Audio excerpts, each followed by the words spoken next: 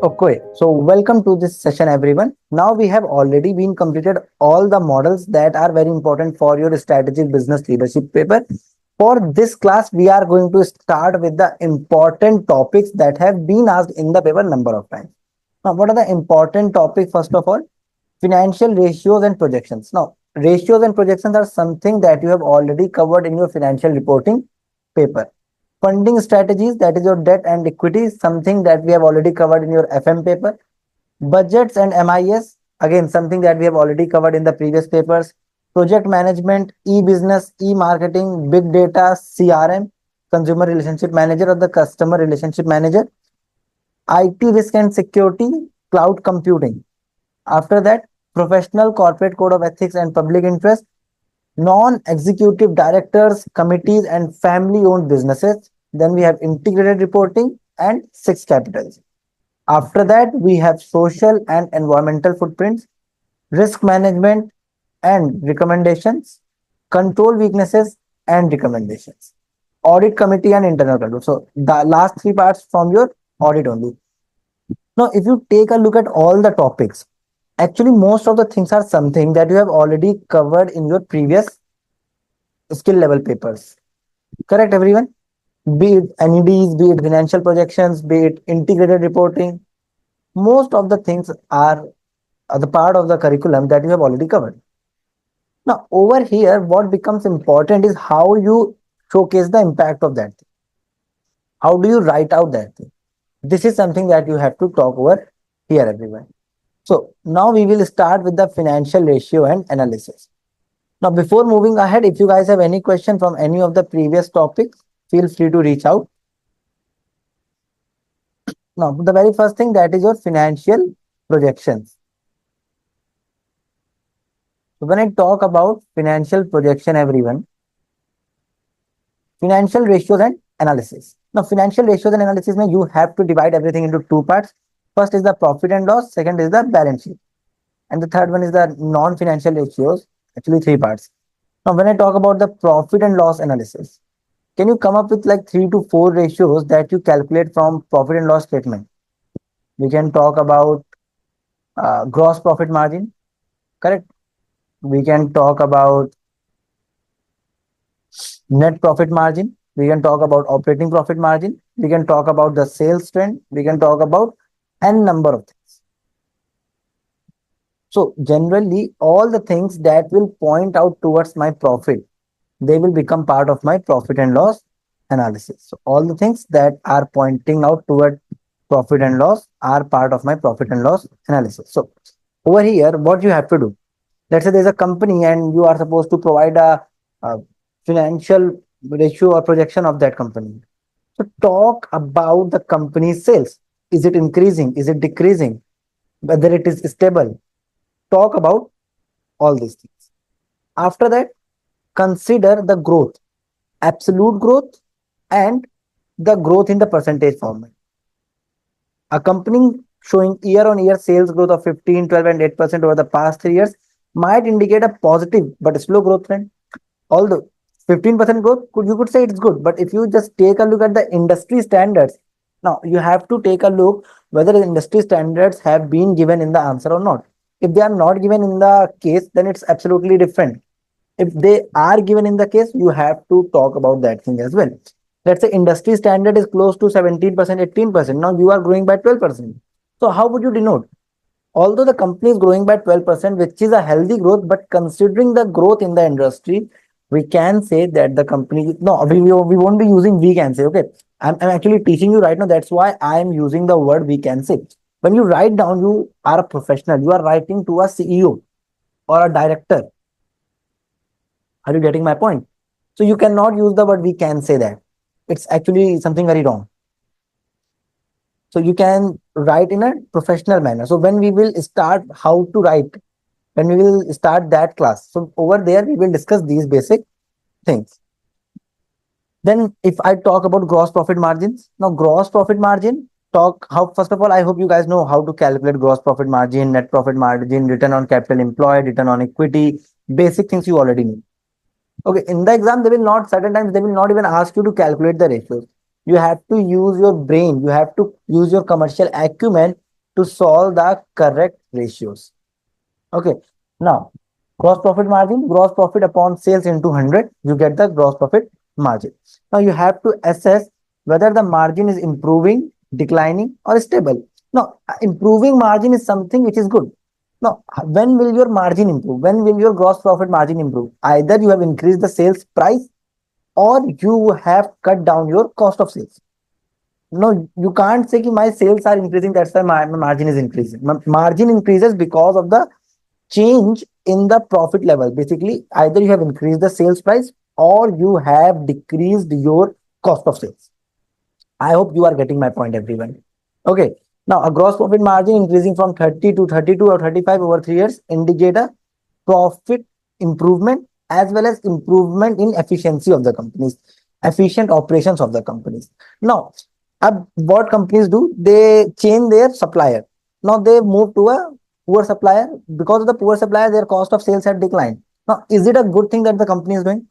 Sir, my short-term profit is coming good.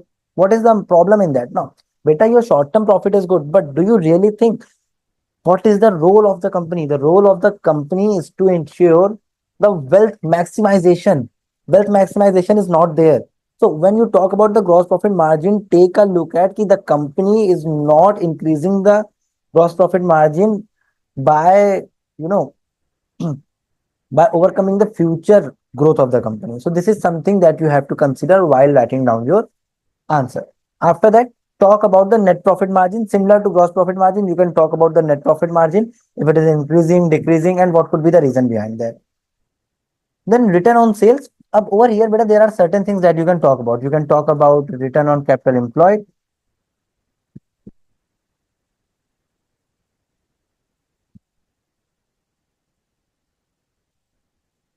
Now you can talk about return on equity. I hope you all know what is the formula for each one of that. If I talk about return on capital employed, upon sales, there won't be upon sales. You can use operating profit or the EBITDA upon total capital. That is debt plus equity. Return on equity may divided by total equity only. So it basically assess the company's operational efficiency. If I talk about the operating profit, if I talk about the capital employment, it talks about how much return we are generating on the total capital that we are putting. If we are using return on equity, it will help me understand what is the total return that I'm generating on the equity part. These are the certain things that we have to consider while writing down our answer. So when ROS of 15% compared to the previous year 12% might indicate improving operational efficiency. Same goes with the ROCE or ROE. Now, ROCE and ROE are actually something very important. Whenever as an investment banker or as a research analyst, you start looking onto the companies, ROC and ROE helps you understand what is the return that the company is generating. Rather than looking at just the net profit and the gross profit things, ROC and ROE helps you to understand profitability and the return generation capacity of the company in a much better. I hope this part is clear to all of you regarding the gross profit or the profit and loss ratios. Four things that you have to talk about. Now, it is not compulsory that you talk about these four things only. You can talk about certain other things. So, what is the important thing over here for all the ratios that you are calculating? I guess it will be downside. Yeah. After that, we will talk about the balance sheet analysis. Now, balance sheet analysis, you can talk about current ratio, you can talk about gearing, you can talk about interest cover, and n number of things. Important one are these ones. So, why are these three important? But a cash is a very vital. Cash is a very vital asset of any company. It is a backbone of the company. Without cash, we cannot run the business. Without profit, we can run the business, but without cash, we cannot run the business. Now, when without cash I cannot run the business, how is it possible for me to make sure that my business is running smoothly? I have to take a look at the cash. Now, gearing ratio, uh, quick ratio, and the acidity quick ratio or the current ratio, all of these are the ratios for my cash. Current ratio, generally we want a 2:1 of the current ratio. If it is not that, talk about what is the reason behind that. Gearing ratio, generally gearing ratio depends on the industry to industry. So while analyzing gearing ratio, take a look at what is actually happening there. What is the current gearing ratio that we are using. Now, again, we will be solving one question after understanding all these things. So, bhai, I want you to please write down the answer. Okay, because in the last class, only two or three of you send me the answer. That's not correct manner. Evaluate the company's financial leverage and long-term solvency. You can talk about return on interest, sorry, interest coverage ratio. How much interest can be paid out by the profit that you are generating. That is the interest coverage. Okay, third thing, I did not saw it to be honest. Calculate as operating profit upon interest expense. What is the interest that you can pay with the profit that you are generating? You have to talk about these things when we come to the balance sheet. Now, is there any other ratio that you can talk about, everyone? Absolutely. Depends on the scenario. If the scenario is looking onto the non-current assets, so talk about that. Correct. You can talk about the return on assets, total turnover ratio of the assets. You can talk about these things freely. Again, this is a professional paper. It is not compulsory that you just write down whatever is given over here. When I talk about the professional paper, you can come up with the answers on your own. Okay, so it's not a compulsion that you just talk about all the things which are given over here. And when I talk about the non-financial ratios, if I talk about the non-financial ratios,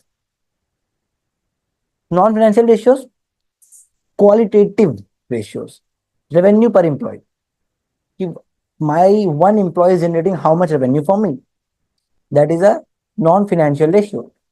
Or you can talk about, basically if I talk about revenue per employee, it gives me how efficient my workforce is. Per employee, how much revenue I am generating. In USA, they check one ratio that is called as revenue per square feet. If they are using a particular land, how much revenue they are generating from that area of land.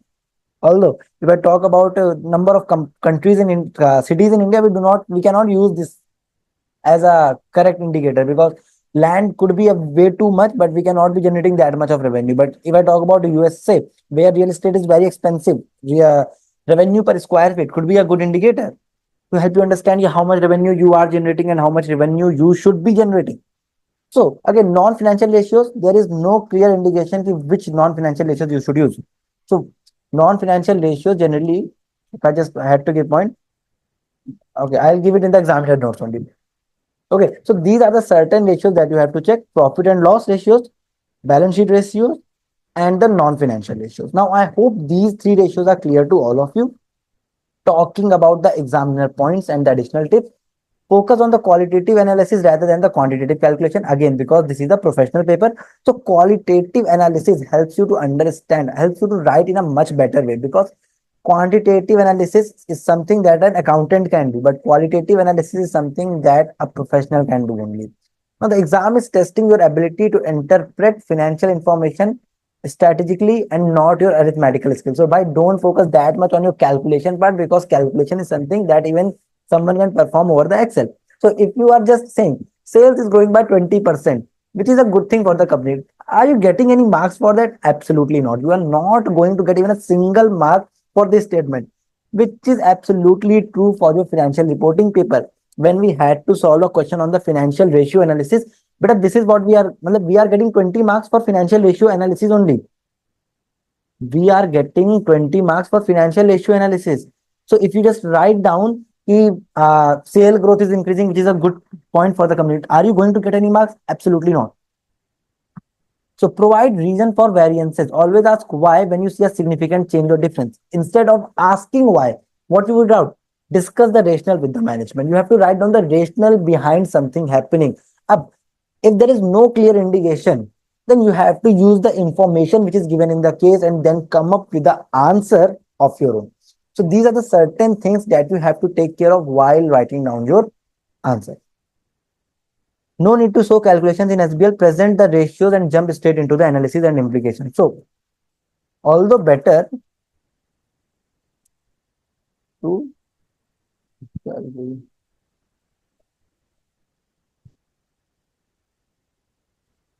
in the spreadsheet. Okay, it is better to calculate the ratios in the spreadsheet. You can just, and then you can copy and paste it here.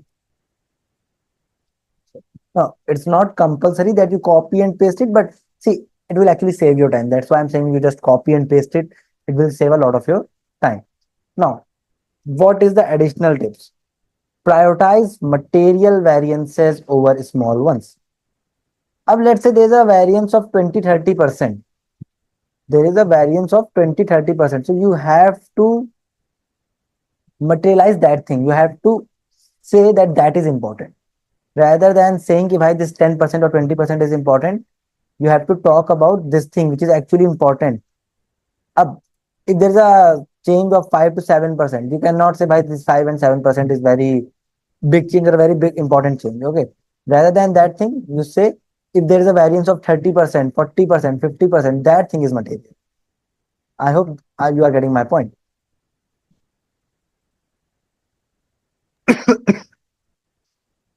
Okay. Now, focus on changes or differences that could have significant impact on the company's strategy or operations. Again, this is some now everything that is given, write down, yeah, calculate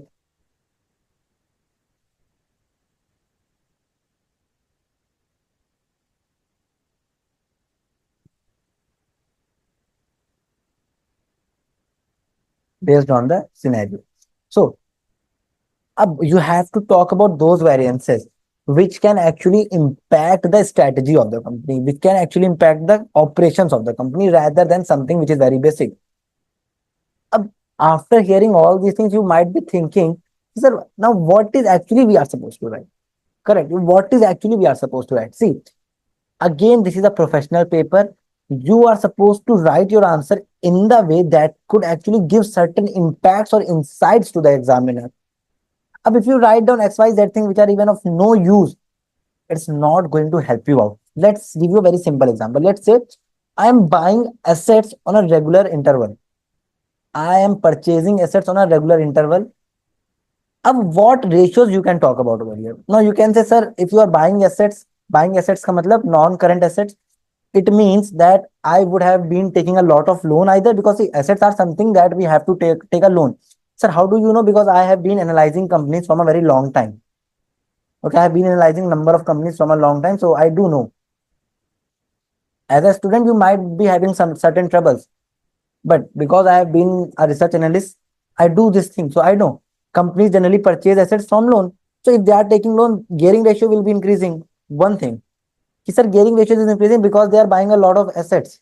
Sir, profit is declining. Can anyone tell me in this class, I am buying a lot of assets, but my profit is declining? What could be the reason behind it?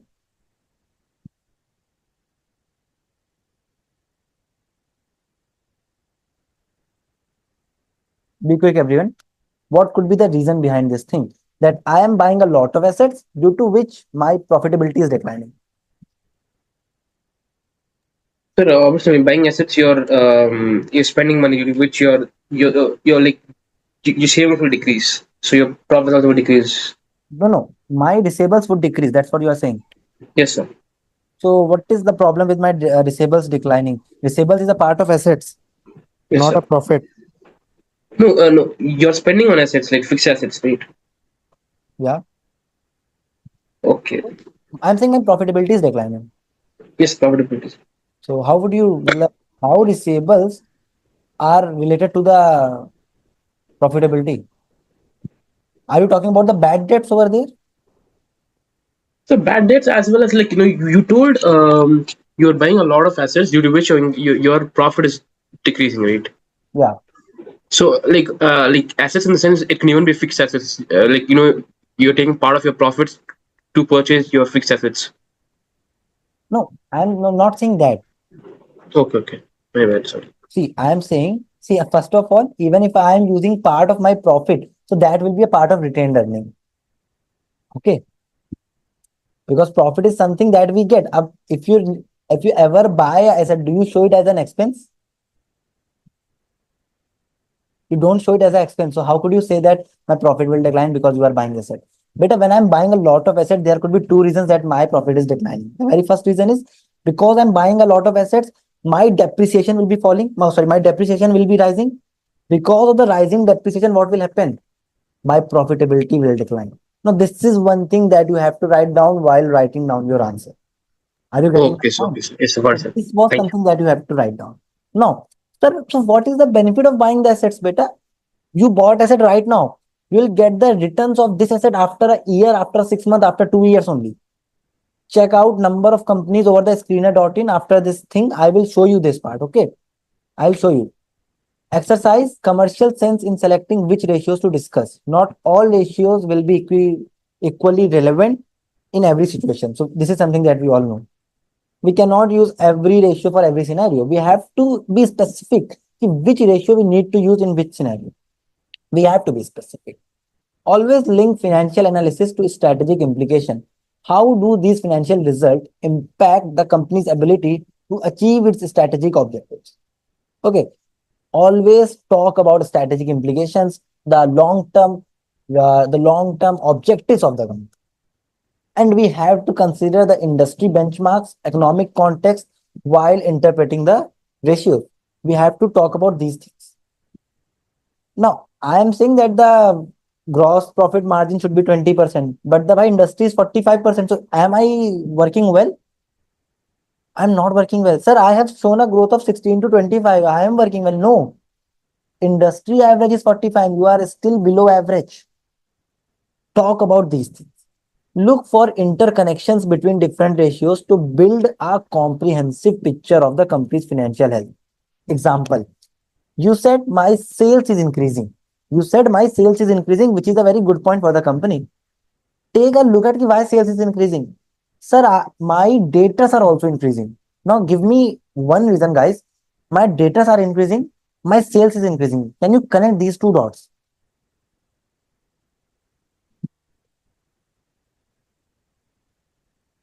Ananya, Dhanush, Hansal, Jeevan, Rutvik, and Shravan. I hope everyone is listening. So please answer.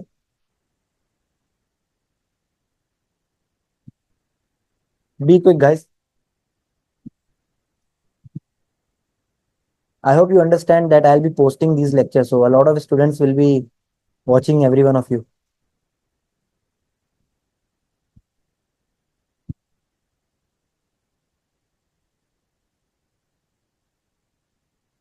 Okay, internet's not good. Okay, anyone else?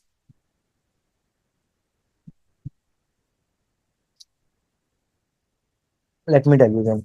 See, if I am saying my sales are increasing, in the very same hand, my data are also increasing. It actually shows one thing, which is my sales are increasing, my sales is increasing, my data are increasing. Bhai, I am using a lenient credit policy. I am using something which is a lenient credit policy, because of giving larger credit policies or the longer term of credit policies. A lot of people are buying right now. Previously, I was giving 6 days for the consumers to give back my money. Now I am giving them almost 20 days, 25 days. So what I checked my receivables, I checked my receivable, I checked my sales and I checked my receivable days. Two ratios. I am interconnecting them. So you have to use your acumen at all the stages of the SBA. Okay, write down, calculate ratios based on the scenario. So this is something that we have already talked about. Now I hope this part is clear to all of you, everyone. That is the financial ratio. So in the financial ratios, we talked about three things. First of all, we talked about profitability. In profitability, we can talk about sales trend, gross profit, net profit, return on sales, return on capital employed, return on equity, or any of the return ratios. Then balance sheet में current ratio, gearing and interest cover. Basically the ratios which talks about the cash and the debt are more in line. But again, you can also talk about the assets and other liabilities as well, depending on what is being asked in the exam. Now, when I talk about financial projection, this is a new topic. The very first topic was financial ratios. The new topic is financial projection. One more thing over here, calculation not compulsory.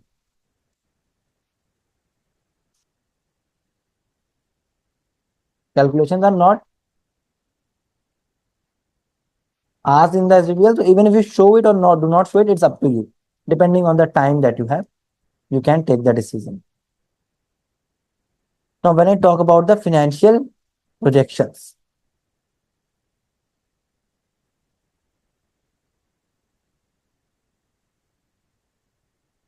First of all, financial relation projections are the first topic.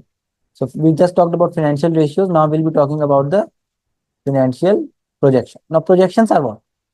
Forward-looking financial statements. Financial modeling can be example of the financial projection. So when I discuss onto the future, what might happen, sir, budgets are financial projection. You can say that. We talk about three types of budget as well, and budgets we'll be discussing over here. Okay. So when I talk about the future plans, when I talk about the future budgets, my future decisions, all of these are the part of financial projection. So what are the key aspects that one should consider while talking about the financial projections? Basically, five things. First of all, talk about the discounted cash flow.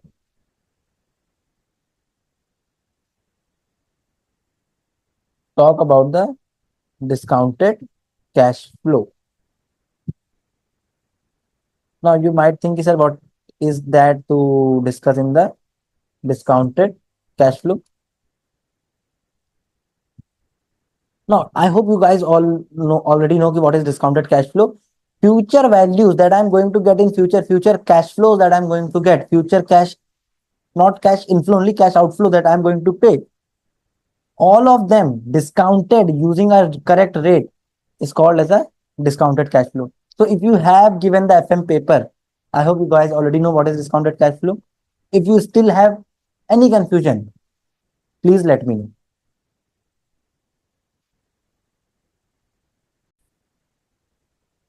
Okay, so now discounted cash flow, we all know what is discounted cash flow.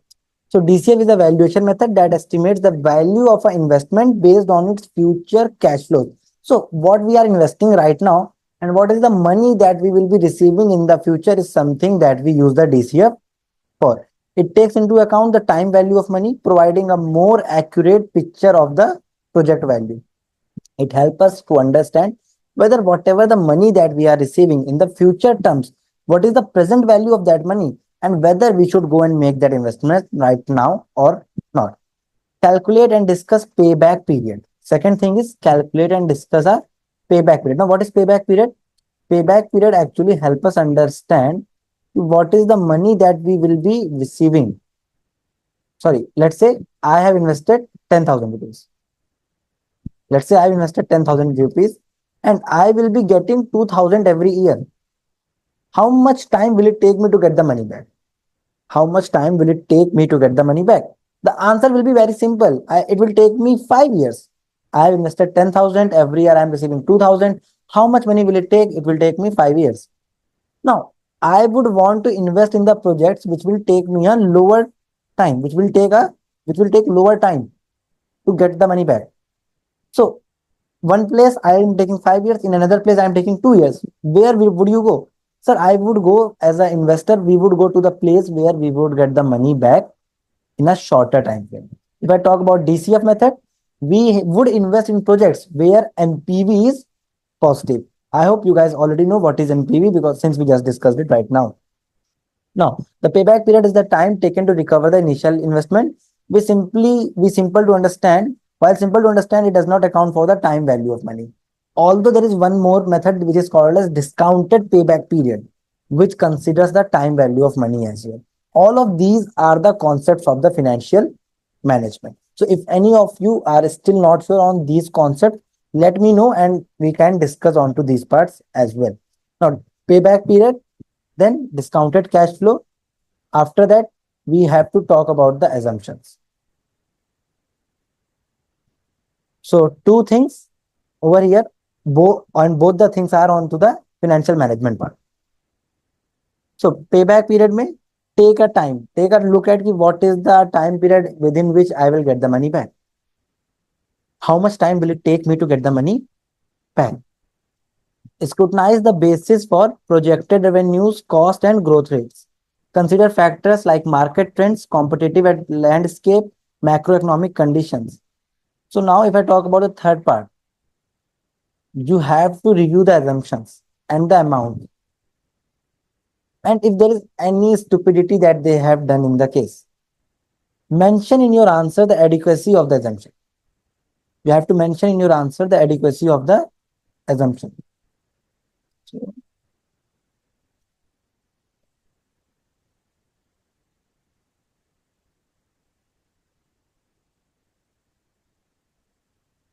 Okay.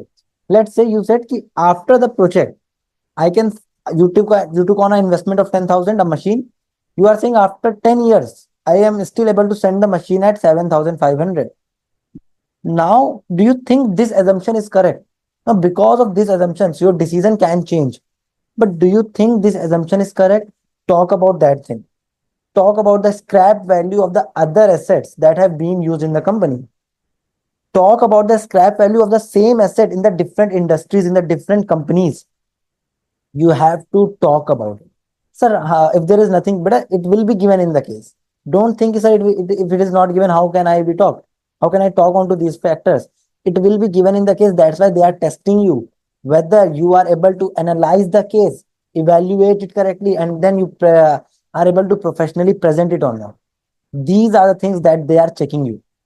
I hope this thing is clear to all of you, everyone, now. After that, check if the tax implication has been covered or not. We all know that the tax, as a company, we get tax benefit on the debt part. Okay, now if debt part has never been talked about, why are we talking about it right now? In the case, if you are talking about, let's say you are talking about return on gearing ratio.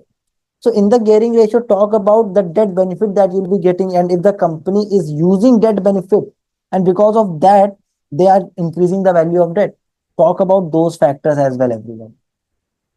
Ensure that the projected financial account for applicable taxes. Consider potential change in tax laws or rates that might impact the future period. Example, a multinational company should consider different tax rates in various jurisdictions or the countries and potential changes in the tax agreements. So, if while you write down your answer, just talking about the financial projections is not enough unless or until you talk about what could be the financial projections on the tax part. So you need to talk about that part as well, everyone. I hope now this thing is clear to all of you why tax needs to be covered. Tax a very vital thing. You cannot leave the tax behind. You cannot leave tax behind. You have to consider tax any day while you write down your answer as well.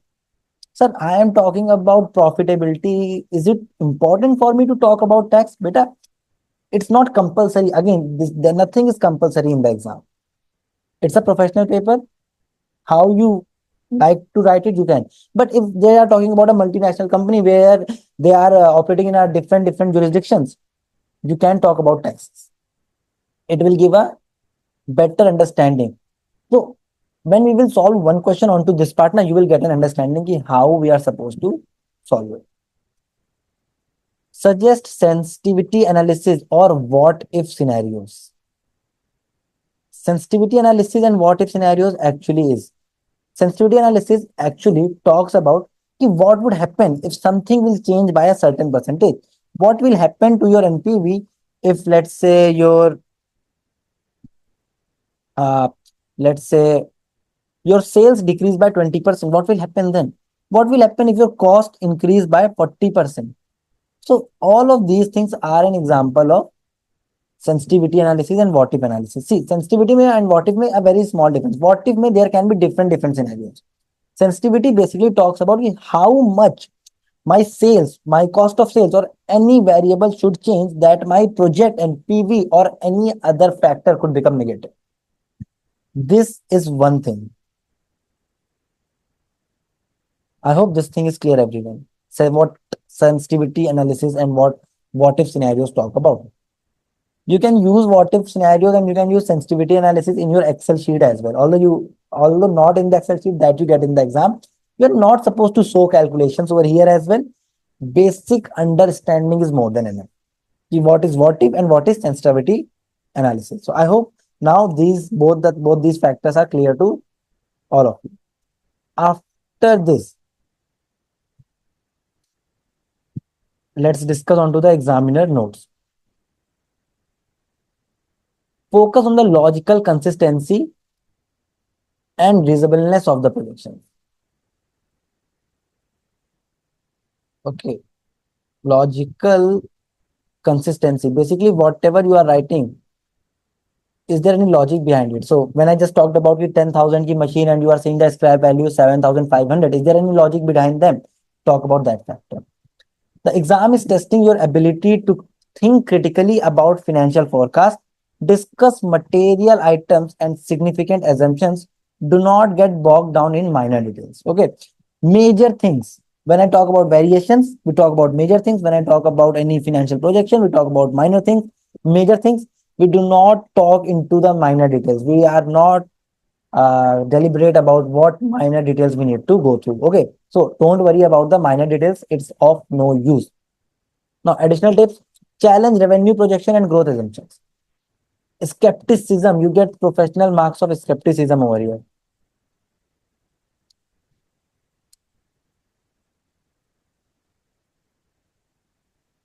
Okay, so revenue projections and the growth assumptions are generally uh, overstated in the company. They say 20%, 30%, 40%. Why industry is going by 6%? How can you grow by 20%? Talk about this thing in the case. These are often the most critical and potentially optimistic elements of financial projections. Most critical and potentially optimistic elements. Matlab, they overstate these things. Consider external factors that might impact the projections, such as economic conditions, regulatory changes, or technological disruptions. External factors that can disrupt what you are thinking. You are saying my future growth will be 40%, 50%. What if there's a change in economy? What if there's a change in the customer preference? What if there is a change in XYZ factor? Talk about these things. So if you are saying 20% growth, what is the one reason because of which you are saying 40% or 20% growth? And what will happen if that factor is not in your uh, on your side? You have to talk about these things. Link projections to overall strategy and business context. Do the projections align with and support the company's strategic objectives or not? So whatever the projections you are making, does it align with the company's strategy? Company strategy is to maximize the wealth of the shareholders. Whatever you are saying, is it aligning? You have to talk about that part. Discuss the limitation and uncertainties inherent in the projection. Now, what could be the limitation? By everything is based on the XYZ variable happening in the future. If even a certain thing will not happen, the projections are of no use. Talk about these things. Getting everything is based on something happening. If something will not happen, XYZ thing will not happen, by your projections will of no use. Suggest ways to mitigate risk identified through the analysis of projection. So, how you can mitigate the risk? Let's say you are saying that although a new customer is, although a new competitor is coming in the market within 2 years, talk about how you can mitigate this risk. Sir, how can we mitigate the risk? Better remember the Tara model and the another model that we discussed in the previous classes. So these are the certain things that you have to put. Now you are using one model with another model. I hope this part is clear to you as well. So when I talk about the financial projections, there are five things that you have to check. First of all, talk about the NPV or the discounted cash flow. So, sir, why beta projections are based on discounted cash flow? So it will give you time value of money. Now, if time value of money is not considered, the projections are not good. Talk about the payback period. Discuss payback period and importance of the, if possible, talk about the discounted payback period. Generally, there is one problem with the payback period. It is not discount. It is not using the discounted cash flow. So if it's possible, talk about the discounted cash flow as well. Now, review amount and assumptions critically. Now, amount and assumptions are something that you have to review very critically. So more you review it, the better you review it. If there is any stupidity that they are talking onto the case, discuss onto those factors. So more you review, the better you get into the assumptions part. Make sure that whatever assumptions they are making, the financial assumptions that they are making, they are good enough. Check if tax implications are covered. You have to analyze ki whatever tax implications you are saying, are these implications correct or not? Talk about these certain factors. And even if tax implication has been covered or not, this is the major problem. And if possible, generally will be possible, talk about sensitivity analysis and what if scenarios. Sensitivity analysis talks about how much a particular variable should change for my discounted cash flows to become negative or the NPV to become negative. What if, what will happen if my sale is not growing by 40%? Sale is growing by 30%. What if the cost of sale is 30%? Whatsoever. Okay, so I hope these part is clear to all of you. We talked about two things today. First of all, we talked about financial ratios, and the second thing that we talked about is financial projections.